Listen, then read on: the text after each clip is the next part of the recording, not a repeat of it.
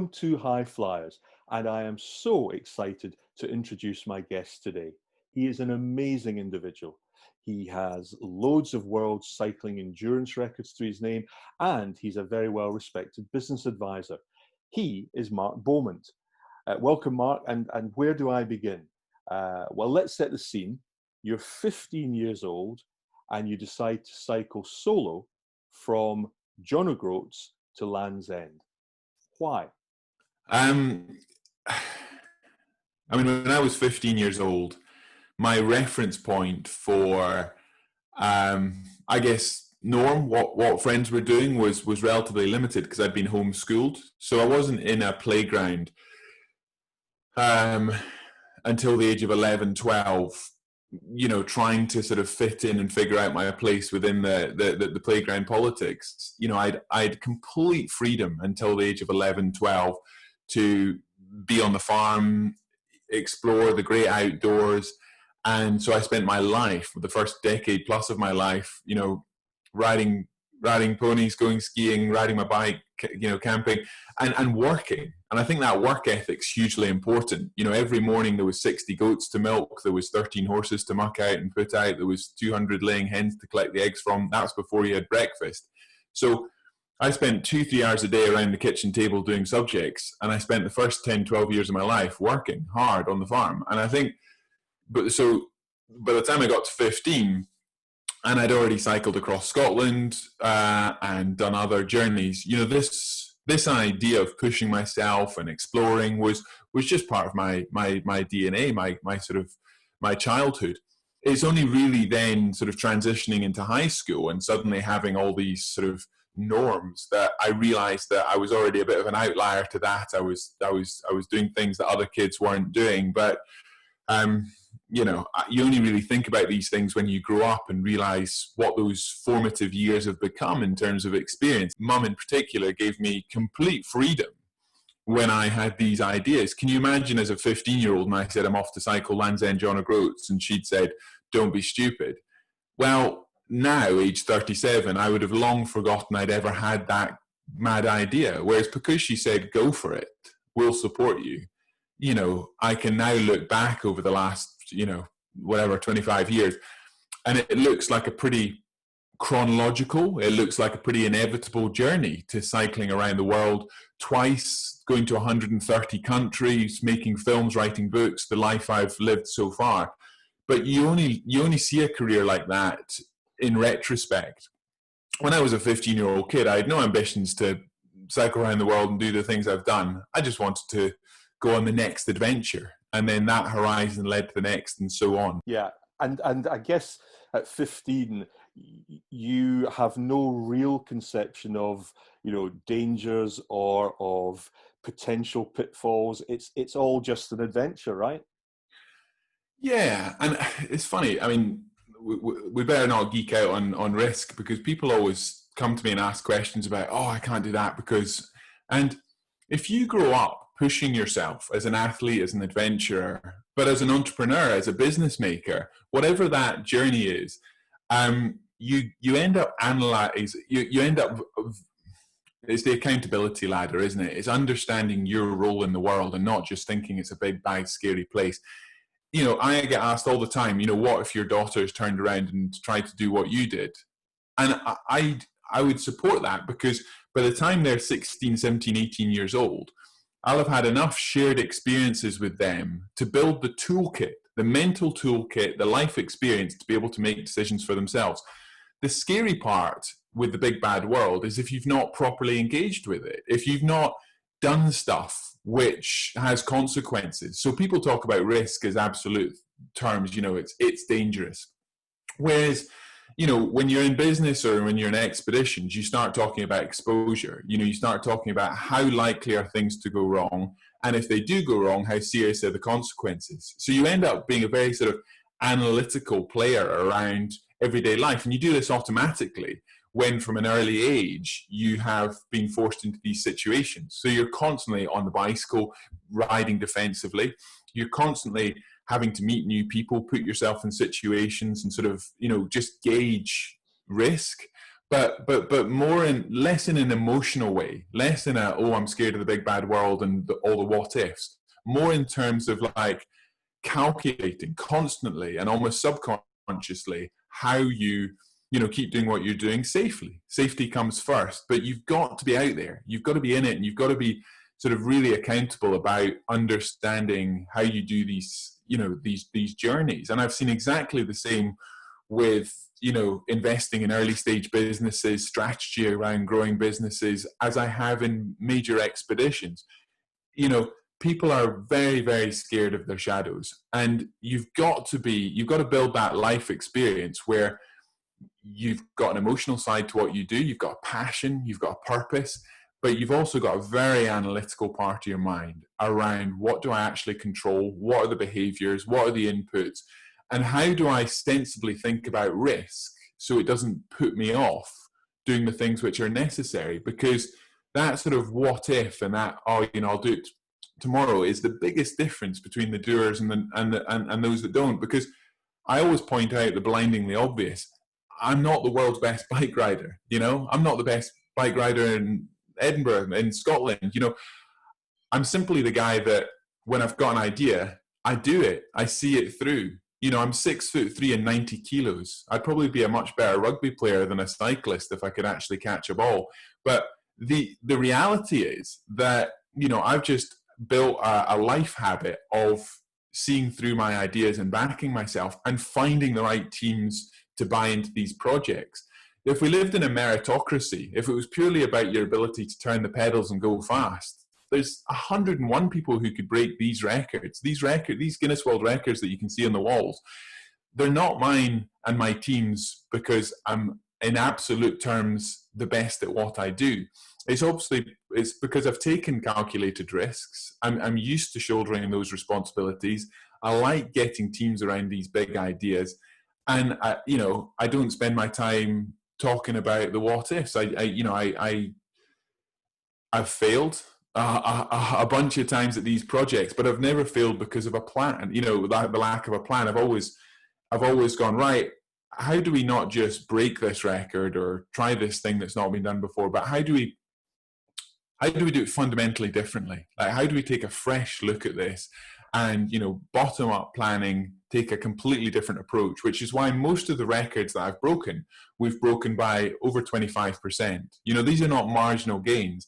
It's having that confidence to take a completely different approach. So whilst your question is about sort of dangers and risk and being a 15-year-old kid, again, it's about formative experiences. It's about throughout your career going, do you know what? I do back myself. I've got ideas and I'll see them through.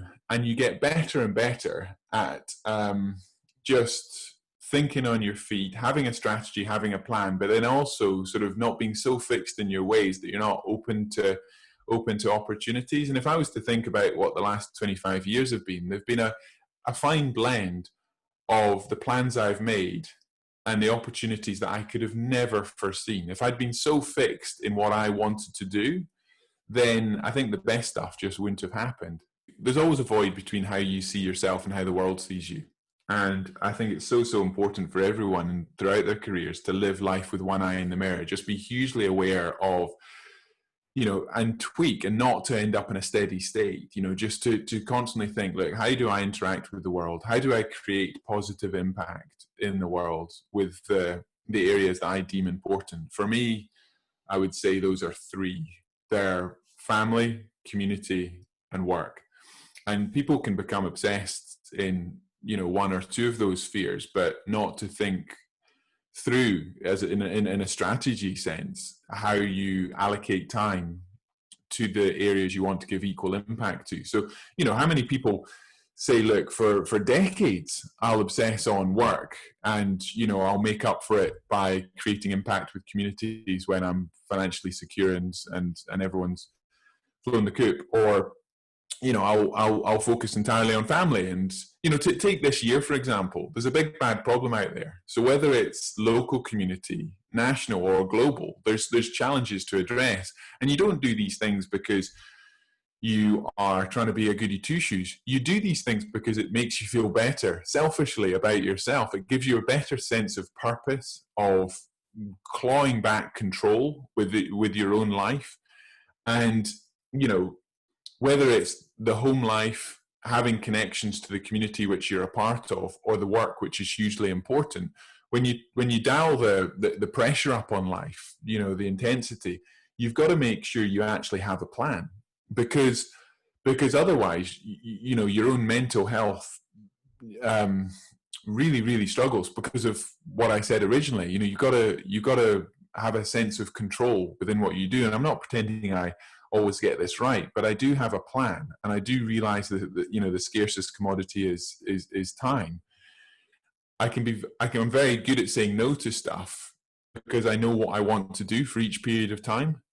And if you don't have that level of objectivity on your own career, then, you know, certainly as time goes on and you build, you know, a profile around who you are, be it within your workplace or your community or whatever it is, you end up just silly busy because you've not got a filter for what priorities are. And I'd say I don't say these things because you want to be out there, you know, creating positive impact everywhere. I say these things because it gives you a decision making process, and it gives you an ability to grapple back control when things can feel like they're out of control. Yeah, you can take a crisis situation like capsizing in the Atlantic, or being stuck high in the mountains in a storm, or, you know, some of the tight corners I've been in. But you can also just talk about everyday life. You can just talk about the battle of attrition that a lot of people face through their own, you know, workflow, or periods where they're struggling to think, you know, how it all adds up. And I think these conversations are rarely talked about. You know, people talk about, you know, skill sets and productivity in sort of quite abstract terms, as opposed to what's the impact you want to create in the world? What's the stuff that matters? Like, how do you actually allocate time effectively so that we're doing the things that matter? Not because you can help other people, and you can create wealth, and you can, you know, create positive memories with your kids, but only if you actually have a bit of a strategy around how you allocate your time. And I think those conversations are hugely important. And for me, it definitely comes from planning major expeditions and having that quiet confidence to do things that haven't been done before. So were you quite insular then in your approach when you set out to do that world record cycling? When was it, 2008? In fact, all of them, I guess. Was that quite an insular approach? You know, you weren't out to try and impress people. You were out to challenge yourself and to push yourself and achieve that for you. Yes, I would say that that's evolved. So when I got into television, when I first walked into BBC Scotland as a 22-year-old graduate, well, I was still a student when I walked in. I didn't have any aspirations to have a media career. I was an economics student. I was always good at maths. I was always interested in finance and politics and the things I've ended up doing.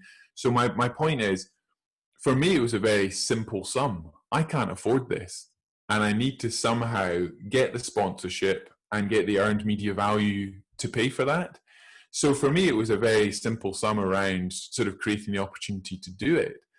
You imagine going from pulling pints in a bar in Glasgow for 4 years when you're a student to then suddenly, you know, the year afterwards making a 4-part BBC series, being offered a book deal, and doing a nationwide talk tour. You know, I didn't start out thinking I'm going to make a career as an adventurer and endurance athlete and filmmaker. I just thought, let's go on an adventure to end all adventures, and then I'll go and get my CA and work for an accountancy firm. Because there was nothing in my life that gave me a reference point that this could be a career. My father still doesn't think it is. And so it's interesting that my viewpoint on that has changed. You know, your question was I insular about it? I was just wanting to get out there and take on my biggest dream. And I was trying to figure out the means to do that.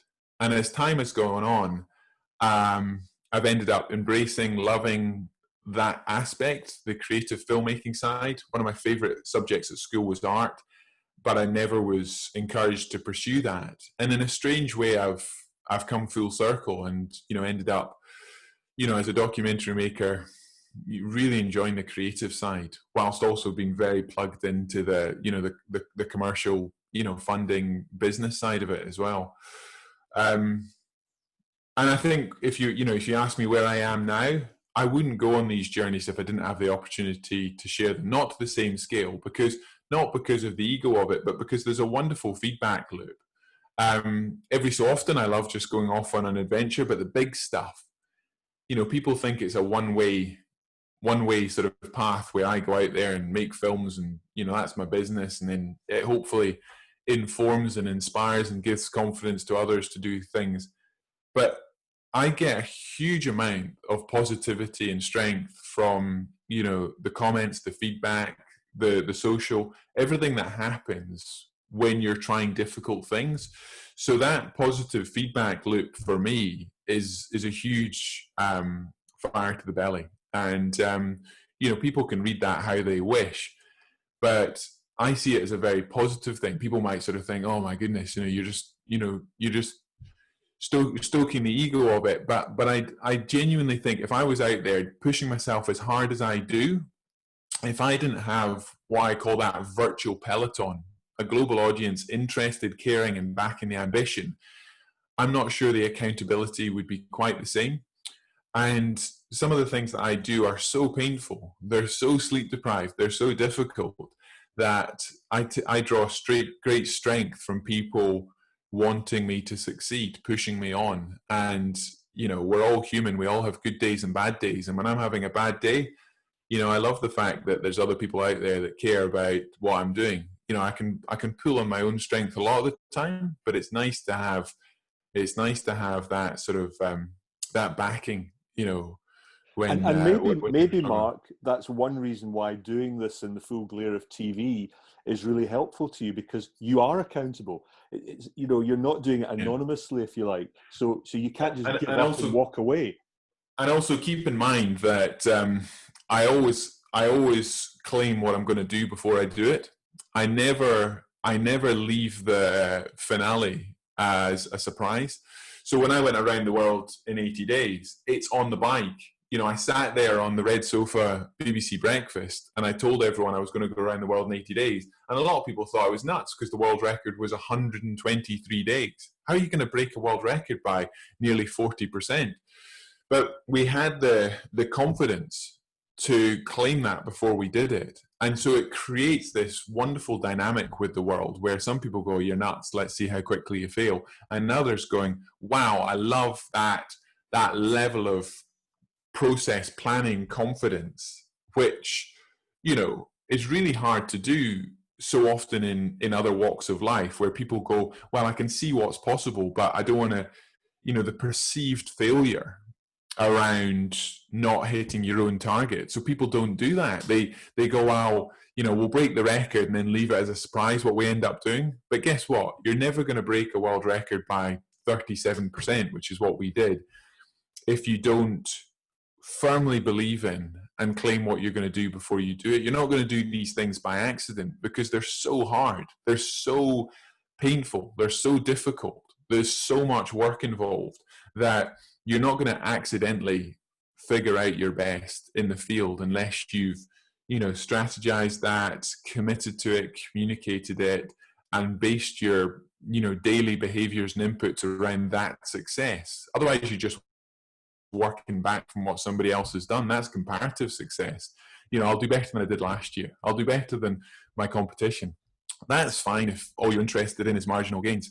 But if you want to completely, you know, shift the dial and do things which have never been done before, you've got to have the quiet confidence to back yourself, build a unique plan, and then shout it from the rooftops to the world before you do it. And that's how you build belief. That's how you build, you know, an ecosystem of people who see you as pioneering, and that opens, you know, incredible opportunities.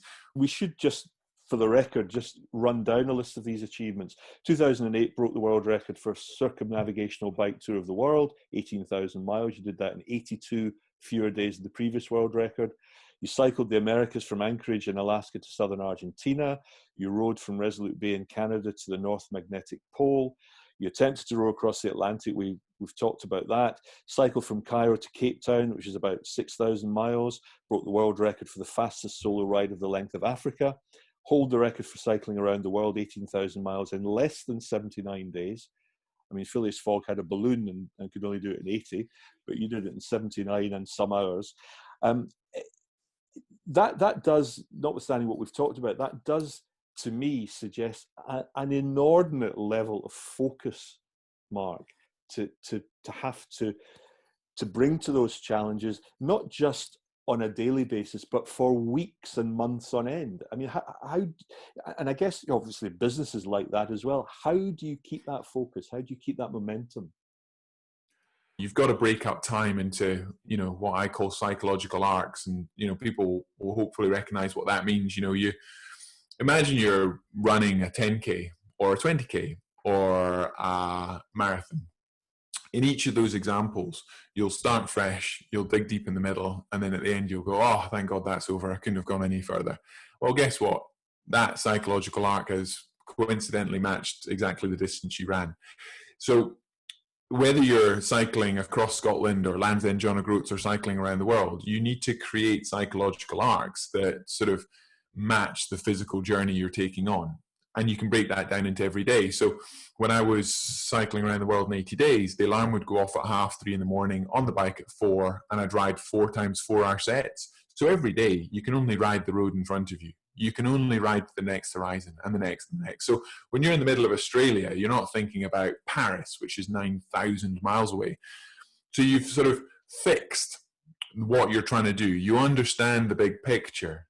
And practically, you can think ahead in terms of logistics, but emotionally, you've got to just ride the road in front of you. If emotionally you're too fixed on something outside of your control that's happening further down the road, then you end up just, just crushing yourself in self-doubt and misery and, feeling sorry for yourself because of the sheer duration of what you're doing.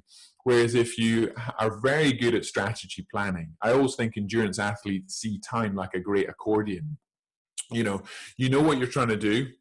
You've fixed that. You've understand how you can do that in terms of your inputs every day. 4-hour sets and the practicalities around that. But then the period of time between now and then can, be incredibly flexible. It doesn't really matter. It can truncate to almost nothing because you'll just ride the road in front of you.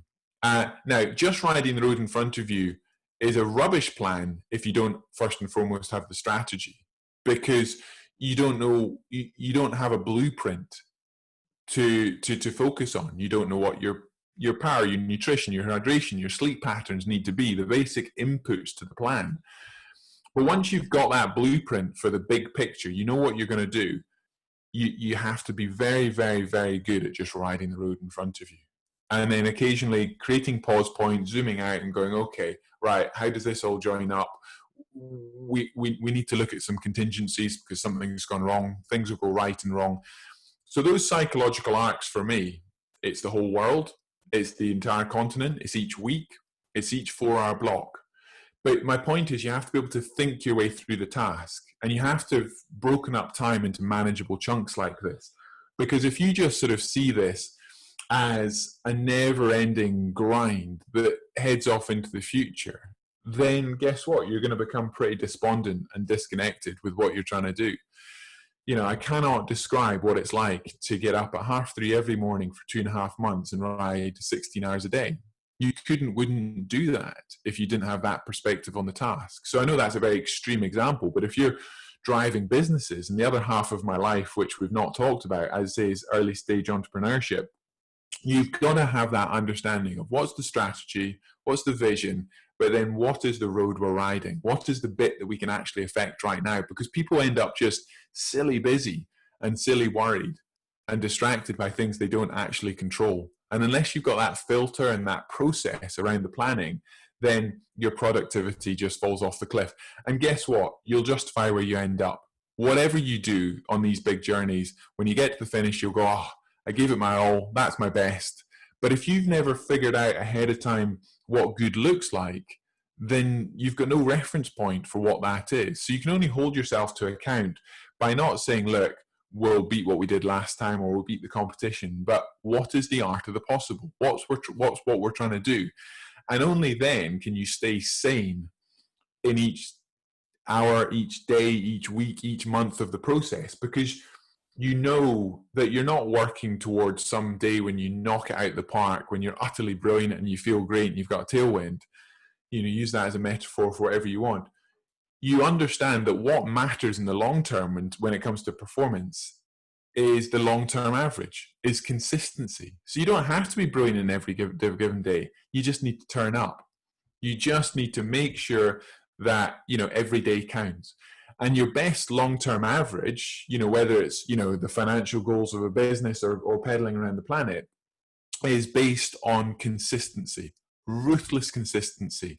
If we faff for 5 minutes every time I get off the bike, that'll add a day to the world record. So rather than sort of geeking out on, you know, like, let's just throw everything in today and do a 300 miler, which might hurt me for tomorrow, just make sure I'm on the bike at 4 o'clock and not 4:05. And that mindset switch actually takes the pressure off in any given moment. You're not asking anyone in your team to be brilliant. You're just asking them to turn up and be utterly consistent. Does that mean that during our pandemic period, which we're in just now, has your advice in business strategy changed?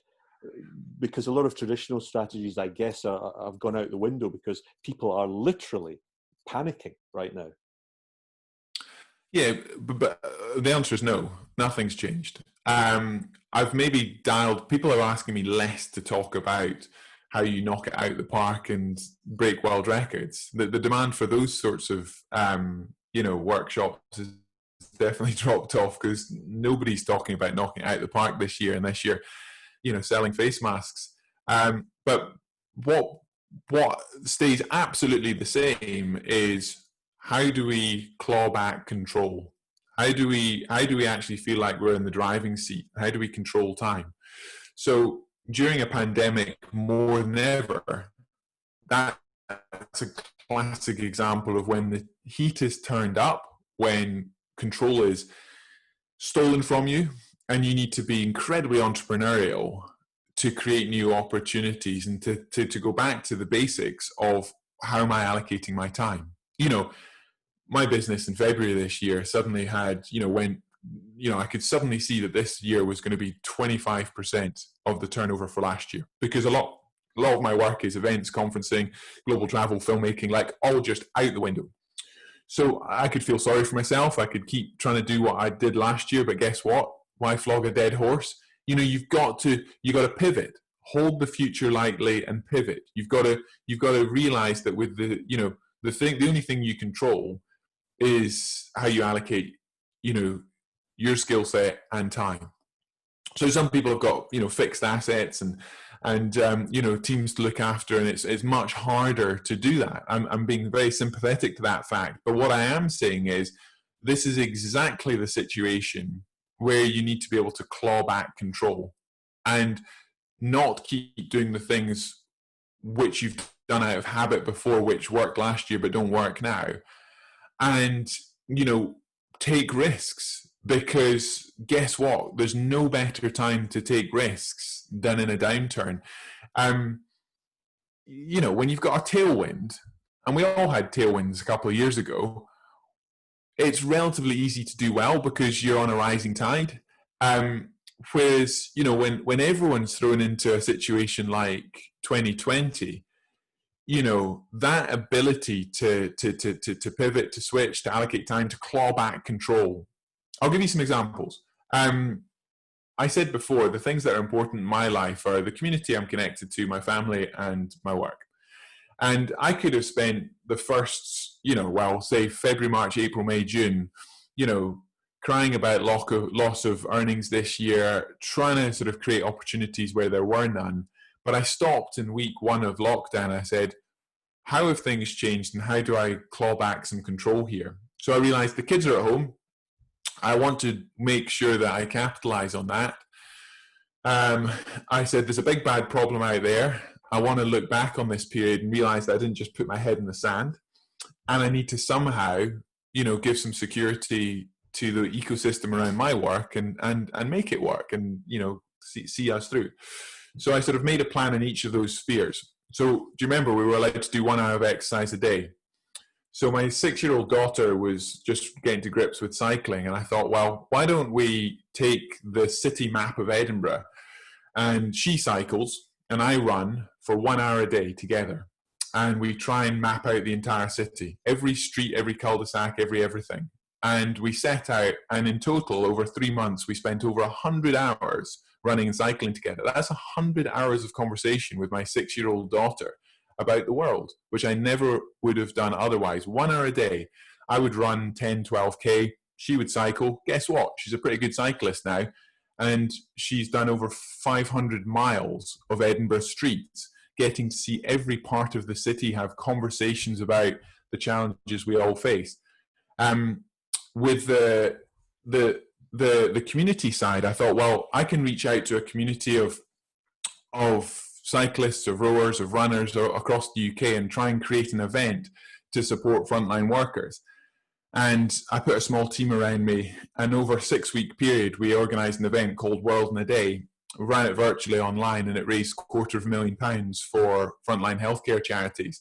And I don't say that, I think, the fundraising was obviously, helpful and necessary at that time. But what was most empowering about that project was that the positive memories, the sense of purpose, the sense of actually being able to do something when control had been, pulled away from people, for those involved, for the few thousand people who took part in that event with me. I've had so many people getting in touch and saying that's the best thing that happened in lockdown, because it meant that I had a sense of purpose. I was giving back. I was connected. I was making the arrows go that way, not just that way, and feel sorry for myself. And in between all this, I've pivoted my work, and I've been creating opportunities, in other walks of life. But my point is, everyone will have different ways of coping. But look back over the last 6 months, you could easily just wish 2020 away. You could easily just sort of say, this is a terrible year. We'll just hope for the best, and then we'll get going when the world starts spinning again. Or you can say, do you know what? When control has been wrestled away from me, I'm going to stop and build a strategy so that for the next period, the next psychological arc, for me, that was like a 3-month process. I'm going to do stuff which is meaningful. And I say, you don't do these things because, of the way the world sees you. You do these things because it gives you a sense of control and purpose. I would have never otherwise created that connection with my daughter, for example. And that's a very personal story. I've not shared that one far and wide, but it's something I did because it gave me during a period which was hugely stressful and upsetting for so many reasons. It gave me a sense of routine, gave me a sense of process. It gave me an incredibly positive connection and an escape from other things that were. So I think, there's some examples for me. You're saying, do things change when everything goes the wrong way up? No, you've that habit of grappling back control and making choices around your time are even more important.